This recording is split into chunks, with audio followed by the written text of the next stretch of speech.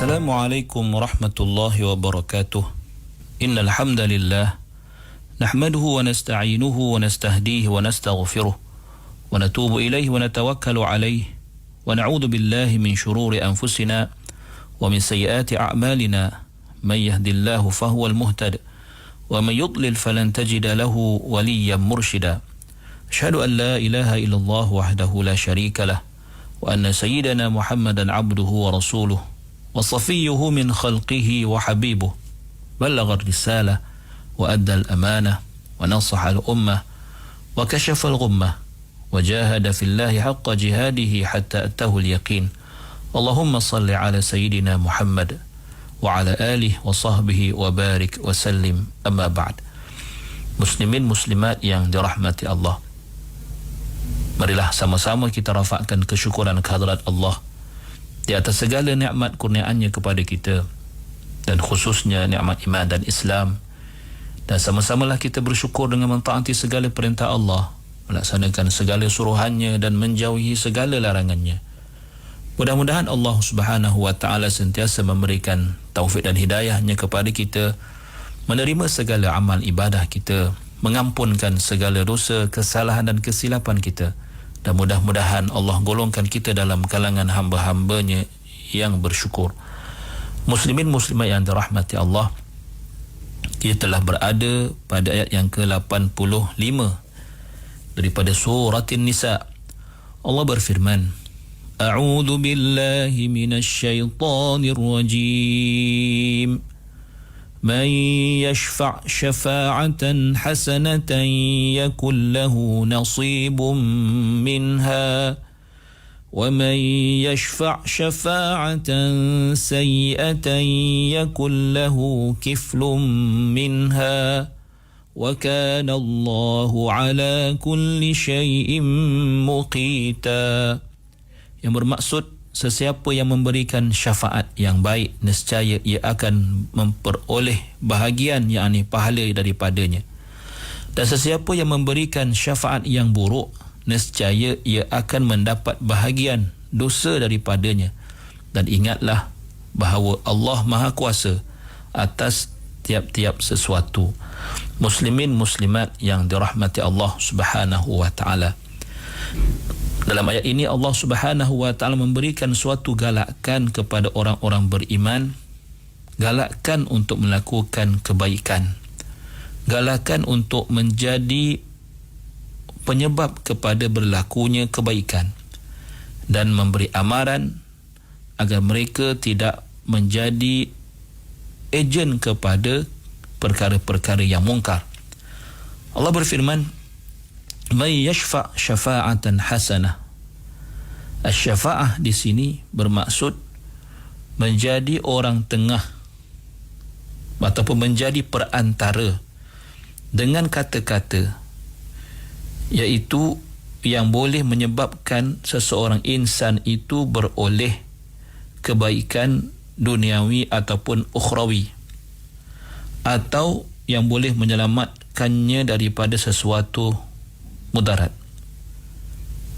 Kalimah nasib membawa maksud sesuatu yang diperolehi, sesuatu bahagian yang diperolehi daripada apa jua perkara. Dan kalimah kiflun juga membawa maksud yang hampir sama.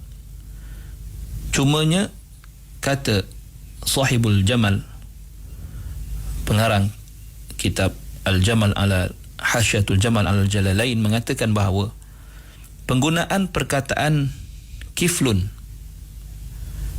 dalam menyatakan sesuatu keburukan lebih meluas penggunaannya daripada penggunaan an-nasib. Bermaksud terdapat perbezaan antara kiflun dengan nasib. Kalimah kiflun lebih banyak digunakan untuk menunjukkan sesuatu yang buruk daripada kalimah nasib, walaupun kedua-duanya boleh digunakan dalam menyatakan kebaikan, seperti mana Allah berfirman, yu'tikum kiflaini min rahmati. Surah Al-Hadid ayat yang ke-28 Allah berfirman, ya ayyuhalladzina amanu taqullaha wa aminu bi rasulihi yu'tikum kiflaini min rahmatih. Yang bermaksud, wahai orang-orang beriman, bertakwalah kamu kepada Allah dan tetaplah beriman kepada Rasulnya, supaya Allah memberi kepada kamu 2 bahagian daripada rahmatnya. Muslimat yang dirahmati Allah,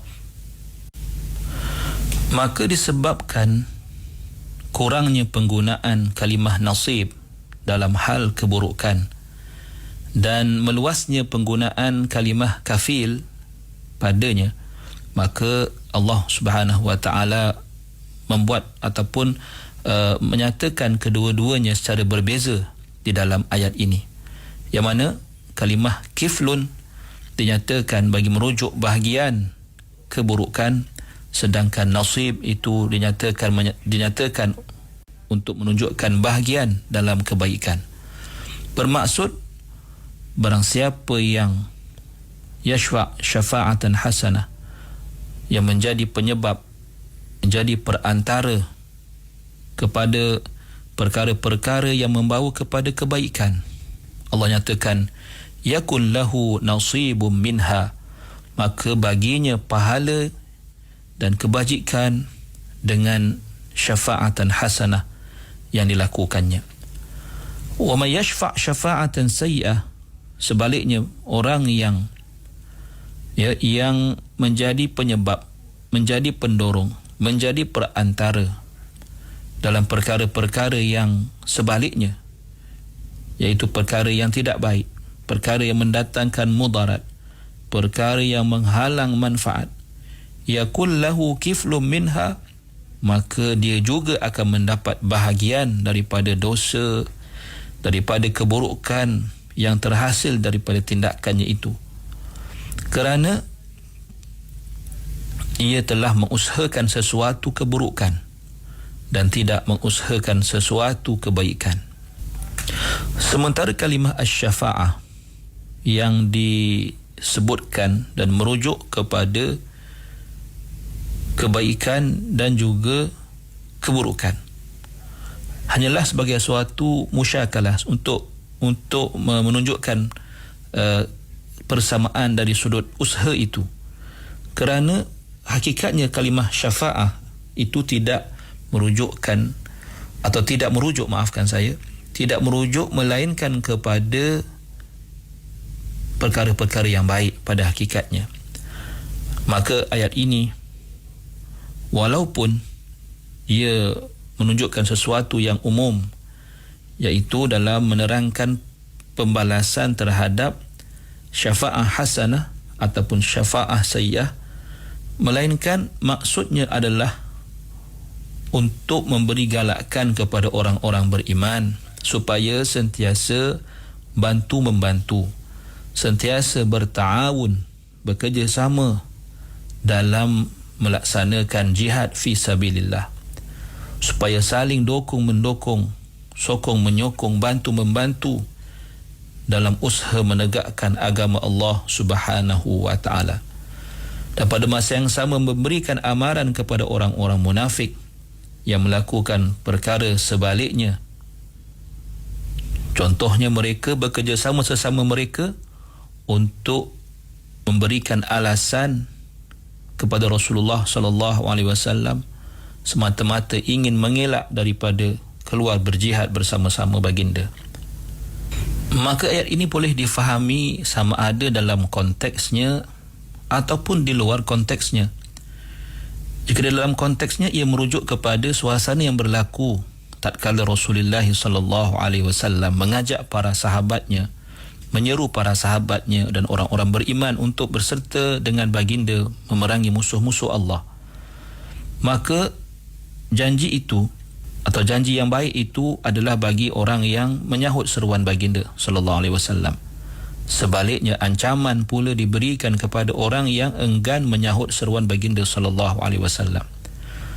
Maka ia boleh dikaitkan di luar konteks ayat ini, iaitu syafa'atun nas, maknanya bagaimana manusia secara umumnya akan berada ataupun akan melakukan dua keadaan sama ada mereka melakukan sesuatu yang membawa kepada kebaikan dan mengajak orang lain melakukan kebaikan ataupun sebaliknya.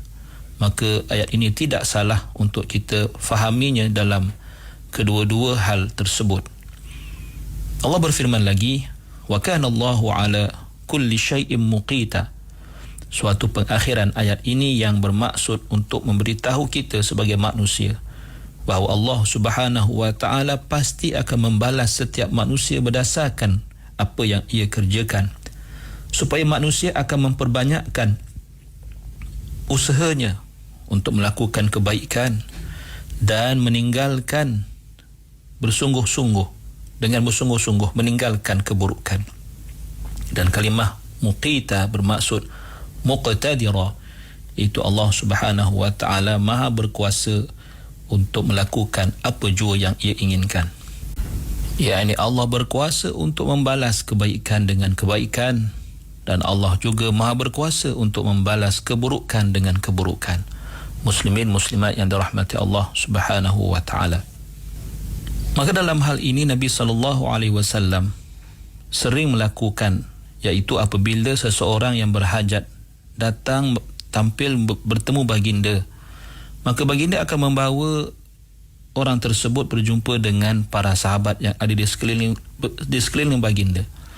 Dan Nabi mengatakan bahawa ishfa'u tu'jaru, berilah syafaat kepada orang ini, bermaksud tolonglah orang ini, jadilah perantara yang membawa kebaikan kepada orang ini, nescaya kamu akan memperoleh pahala oleh Allah Subhanahu wa taala. Maka dalam konteks kita pada hari ini, hendaklah kita yakin dan percaya bahawa apabila kita melakukan kebaikan dan apabila kita menjadi ejen kepada kebaikan, sama ada dengan kata-kata kita, dengan nasihat kita, dengan dorongan kita, maka ia pasti memberi kesan kepada kehidupan kita, khasnya dalam hal bersyariat, dalam hal beragama. Walaupun kadang-kadang ia tidak membawa kepentingan atau membawa kebaikan duniawi, tetapi yang pasti ia akan membawa kebaikan ukhrawi yang hanya kita ketahui nanti apabila kita berada di hadapan Allah Subhanahu wa taala. Sebaliknya, janganlah kita melakukan apa jua keburukan, sama ada kita lakukan keburukan dengan sendiri ataupun menjadi ejen kepada keburukan terhadap orang lain, dan ia juga pasti membawa implikasi yang besar, bukan saja di dunia, bahkan lebih-lebih lagi di akhirat kelak. Amin muslimat yang dirahmati Allah. Mari kita berpindah pada ayat yang ke-86 daripada surah An-Nisa. Allah berfirman, A'udzu billahi minasyaitonir rajim.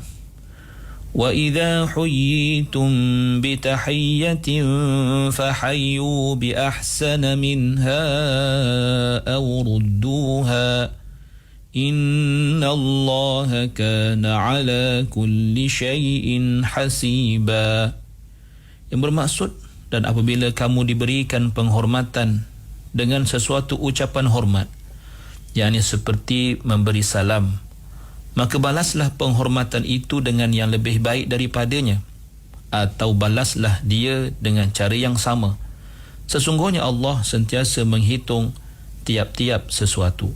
Muslimin muslimat yang dirahmati Allah, setelah Allah Subhanahu wa taala memerintahkan hamba-hambanya agar melakukan syafa'ah hasanah, melakukan kebaikan dan menjadi perantara kepada kebaikan, dan Allah telah melarang daripada asy-syafa'ah as-sayyi'ah, menjadi perantara kepada keburukan, maka Allah susuli di sini dengan suatu pengajaran adab yang baik, iaitu adab ketika bertemu, adab ketika berjumpa, yang boleh membawa kepada bertambahnya kasih sayang, bertambahnya rasa cinta antara manusia sesama manusia.